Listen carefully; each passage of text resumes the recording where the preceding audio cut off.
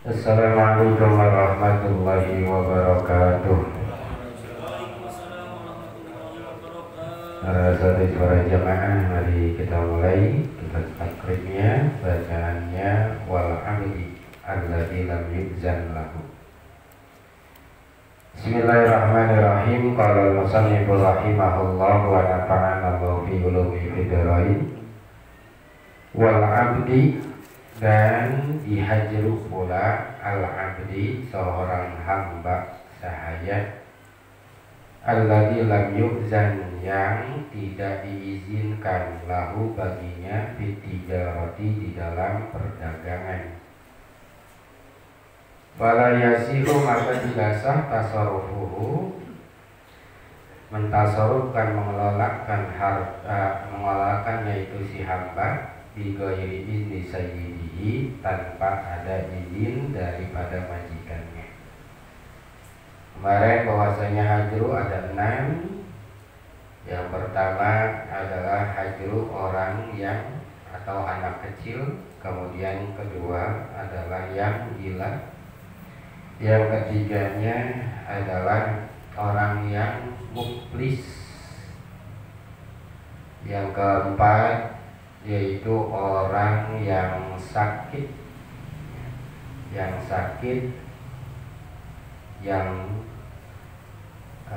setelah itu akan meninggal.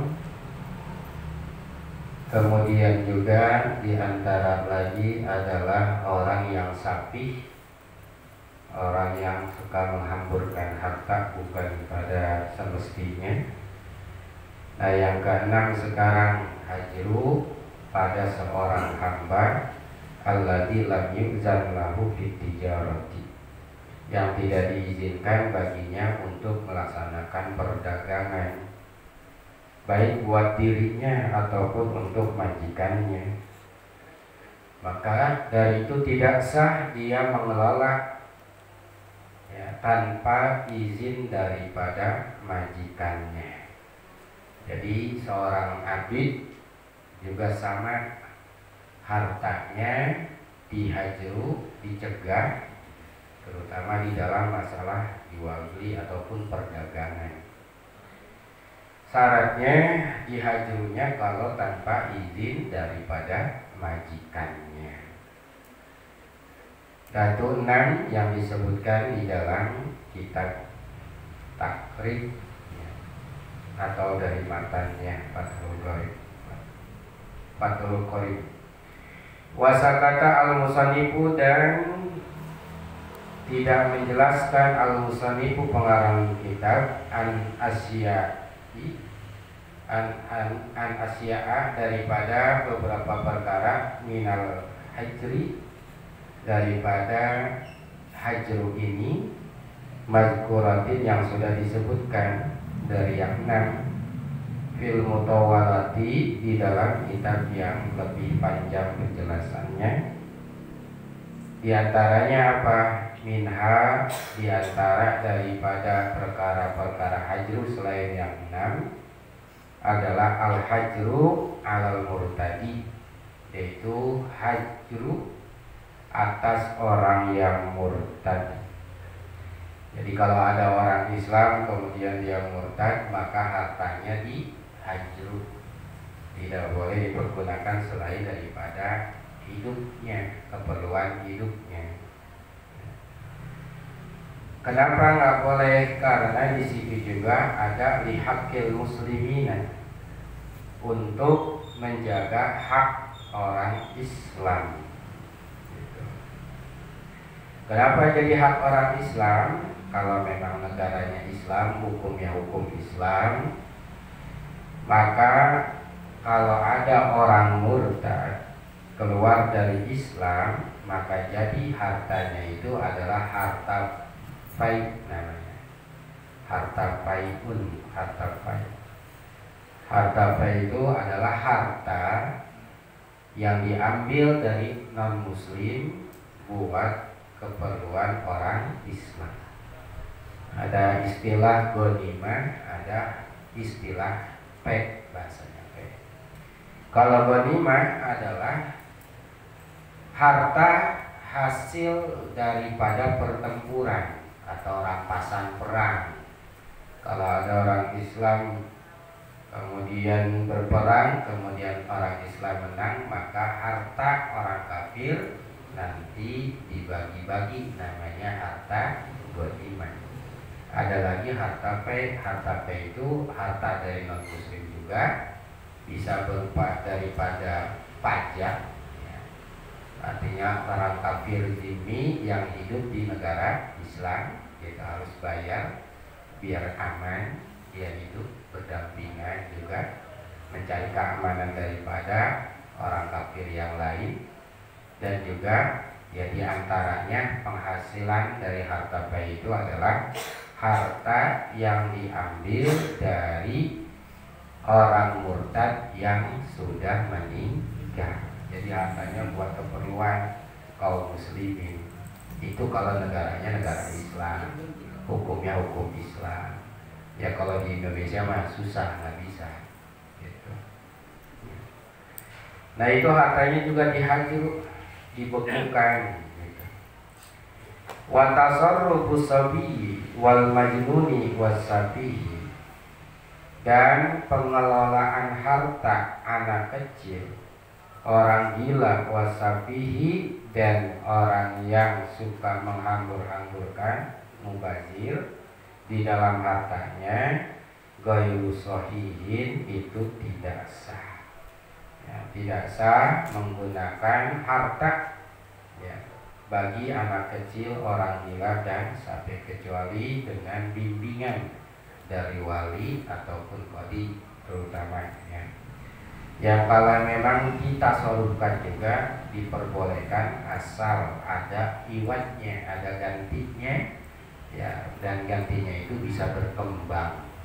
Artinya ada harta anak kecil, kemudian ada walinya, harta anak kecil itu dipergunakan untuk usaha yang hasilnya untuk menambah penghasilan nanti buat anak itu sudah besar, itu diperbolehkan. Tapi artinya apa? Ya dengan izin walinya dan juga bimbingan gitu. Oleh karena itu palayasihu, maka tidak sah minhum, daripada yang tiga tadi, anak kecil, orang sapi, dan orang gila, bai'un ya, yaitu menjual, wala syiraun, dan juga membeli. Anak kecil kayak kemarin dibilang di dalam bab masalah jual beli nggak boleh dia beli, tapi karena tentang masalah ijab qabulnya nggak ada. Tapi ada sebagian dengan versi yang lain boleh. Yang penting jelas dan barang yang dibelinya nggak besar. Ya kalau cuma suruh beli lontong, beli ini mah bisa lah. Tapi suruh beli mobil makan bingung ya. Untuk beli sayuran yang banyak, ya itu nggak bisa bocah kecil. Ya kalau dia cuma beli roti, beli permen, dia ngerti gitu. Ya. Maka diperbolehkan walaupun tidak ada ijab qabulnya. Nah jadi nggak boleh dia menjual, dia membeli ya, termasuk juga orang gila dan juga sapi gitu. Wala hibatun, dan juga nggak boleh menghibahkan hartanya ya, nggak boleh dia, kecuali dengan ya sekali lagi ada izin daripada walinya. Tapi lebih baik lagi tadi dijaga hartanya sampai dia dewasa, dijaga hartanya sampai dia balik, dijaga hartanya sampai dia sadar daripada penghamburan harta yang tidak penting. Wala ghairuha minat tasarrufi, dan juga tidak sah ya. Wala ghairuha, dan juga tidak selainnya daripada hibah, minat tasarrufi, daripada pengelolaan hartanya, kasir kati, seperti dia berserikat ya, wal kiradi, ataupun misalnya dia ya kirad, artinya dia melakukan transaksi ya, bisnis kasih modal gitu. itu ke orang lain dan orang lain yang mengelolanya. Itu nggak bisa kalau dia sendiri gitu ya. Wa amma safihu, adapun syafih, oh tadi bukan pengangguran, Majnun sapi beda. Wa amma safihu, tetapi ada pengecualian, dan adapun orang yang sapi fayasihu, maka sah nikahuhu, nikahnya biizni walihi, ya, dengan izin walinya. Walaupun orang ini suka menghamburkan harta, maka nikahnya sah asal dengan izin walinya, ya, dengan bimbingan walinya di gimana nanti kalau misalnya udah rumah tangga, beli barang atau apa yang manfaat, ini yang enggak dikasih tahu begitu.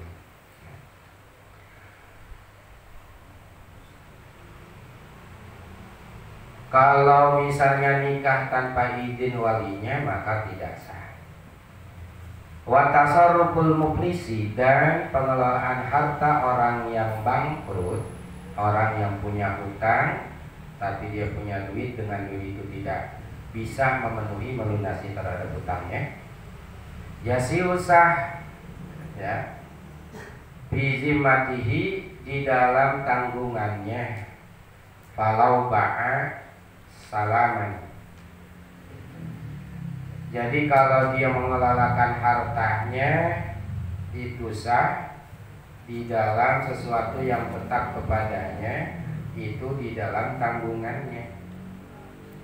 Contoh, kalau ba'a salaman, maka jika dia menjual salaman dengan akad salam, ya, menjual ta'aman, sebuah makanan, au ghairahu, atau selain makanan, ya, au istaro, atau dia membeli sesuatu, kullan, masing-masing, minhuma, daripada makanan atau selain makanan, bisa manin, dengan harga yang ada fi zimmatihi, di dalam tanggungannya, soha, maka sah. Tadi bahasanya orang yang muflis. Nah, orang yang muflis sah melakukan transaksi jual beli. Yang terpenting ketika dia transaksi tersebut tapi dengan tanda kutip mutah, gitu ya.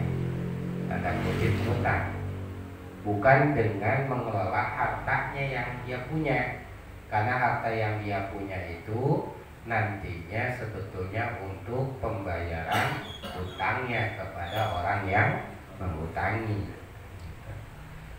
Maka boleh dia membeli atau menjual, seperti dia menjual benda salam atau dengan akad salam. Seakan-akan dia ini seorang produsen, seseorang yang mempunyai barang. Dia jual barang dengan tadi bahasa salam itu intinya memberikan modal terlebih dahulu kepada si penjual, karena bisa jadi si penjual kagak punya modal. Akhirnya si pembeli mesen barang, barang ini berapa semuanya, maka perlu modal segini. Nah, itu kan berarti ada tanggungan tuh ya, artinya dia melakukan tasawufnya, melakukan akadnya atau jual belinya tanpa uang yang dia punya, yang dia miliki. Misalnya dia seorang penjual makanan, kemudian ada orang yang mesen, maka nanti ya dengan dengan harga yang ada di tanggungannya, yang dihutangkannya, itu boleh. Awistaro, atau dia membeli, ya, kullan minhuma, masing-masing dari makanan ataupun yang lain, bisa manin dengan sebuah harga bijin matihi, yang ada di dalam hutangnya.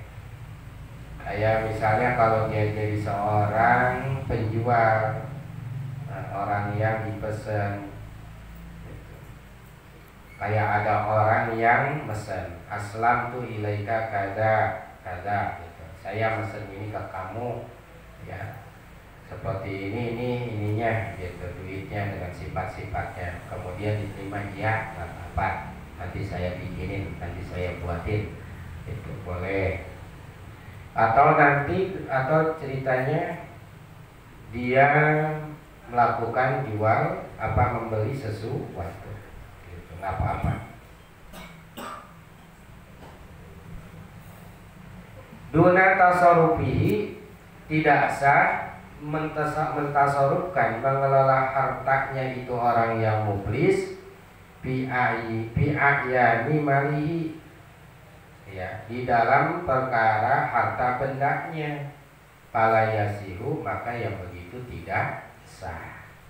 Ya, kalau memang sesuatu transaksi daripada akad jual beli, kecuali kemarin orang yang muflis apakah boleh dengan duitnya untuk menghidupi keluarga? Ya boleh.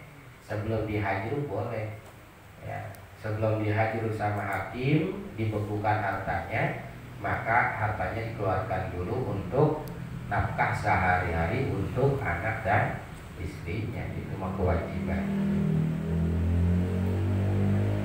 Watasarufuhu, dan bermula mentasarufkan, mengelola, melakukannya itu orang yang muflis bin nikahi, di dalam masalah nikah. Misalnya dengan dia menikah tapi maharnya mahar ngutang, maharnya mahar ngutang, masalah umpamanya autolakin, atau dia melakukan talak, khul'in, ataupun dia melakukan khulu, walaupun tanpa mahar misilnya, sahihun, maka itu sah. Jadi sekali lagi, kemarin tasarruf pembekuan itu adanya sebetulnya di dalam masalah harta. Tapi kalau selain harta ya nggak apa-apa, ya, artinya nggak dibekukan, dia melakukan apa. Nah, termasuk daripada si muflis, kalau dia nikah boleh mentalak istrinya, boleh, atau dihulu, ya diminta cerai oleh istrinya, maka boleh, itu sah. Karena ya tasarruf tersebut tidak berkaitan, tidak berhubungan dengan harta benda. Silakan, nggak apa-apa. Artinya nggak harus dicegah kalau dia mau talak, nggak harus dicegah kalau ada istri kemudian dia terima, istri minta cerai, biarkan, ya. Ataupun tadi dia nikah dengan maharnya dengan utang dulu, begitu. Apa-apa. Wa amal mar'atul muflisatu, adapun perempuan yang muflisah, perempuan yang bangkrut, yang tidak punya harta, yang hartanya tidak cukup untuk membayar hutangnya, bagi ini talaat, jika dia melakukan khulu ala ainin, terhadap pada harta bendanya, lam yasihah, maka itu tidak sah. Ada seorang perempuan memang sudah tidak betah sama suaminya, akhirnya dia minta cerai, namanya talak khulu.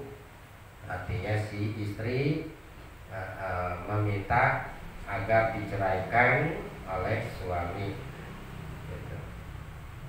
Dengan harta bendanya itu nggak sah, karena kalau dalam khulu boleh si dua tanpa ada persyaratan secara harta, ada yang dengan harta. Yang tanpa harta, misalnya ada seorang majikan ngomong ke budak perempuan, sedangkan budak perempuan itu udah punya suami. Ngomong majikan, budak perempuanku, hamba sahayaku, kamu saya akan bebaskan, saya akan merdekakan asal syarat suami kamu menceraikan kamu.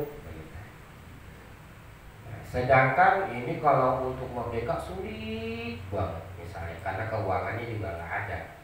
Ya. Maka boleh si istri minta hulu, minta diceraikan ya.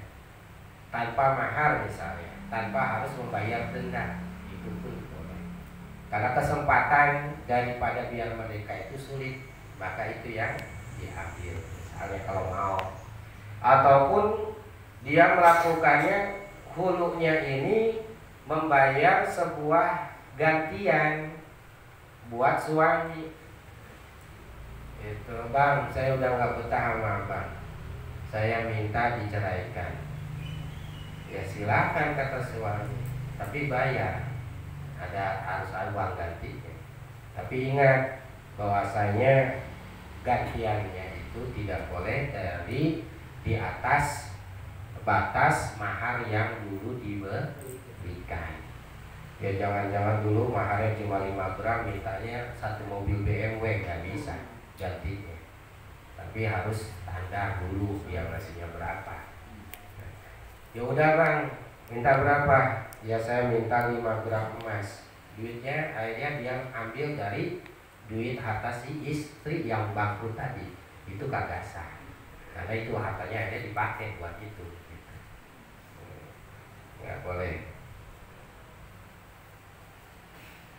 Audainin ataupun dia melakukan hulu terhadap hutang pinjam matiha di dalam tanggungannya sohak maka sah gitu.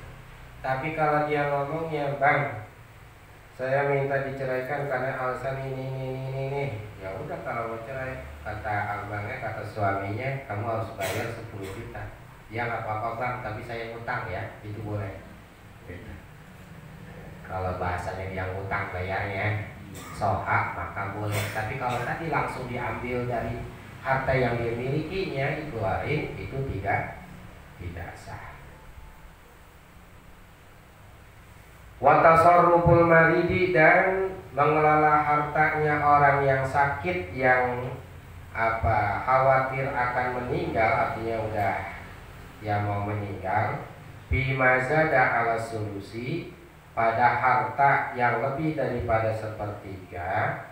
Mauqufun, itu tergantung ala ijazatil warasati, tergantung pada persetujuan ahli waris. Sekali lagi, kan tadi pada dasarnya kalau ada orang yang sudah mau meninggal, maka dia nggak boleh mentasarufkan, mengeluarkan, mempergunakan hartanya ya kepada hal misalnya mau hibah, mau wakaf, mau sedekah begitu ya. Jangan lebih daripada sepertiga ya.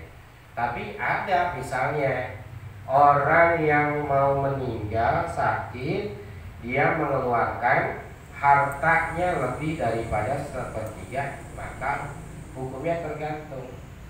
Maupun itu tergantung ala ijazatul warasati, tergantung persetujuan daripada ahli warisnya. Fa'in ajazu, kalau mereka itu ahli waris menyetujui azaidah lebih daripada sepertiga, ala solusi atas sepertiga, sohak maka boleh.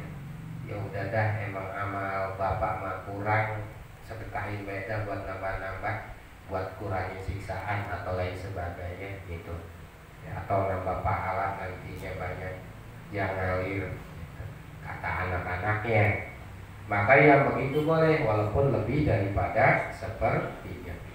Wa illa pala, kalau memang ternyata ahli warisnya itu nggak ngizinin pala, maka kagak sah untuk mentasarufkan lebih daripada sepertiga hartanya.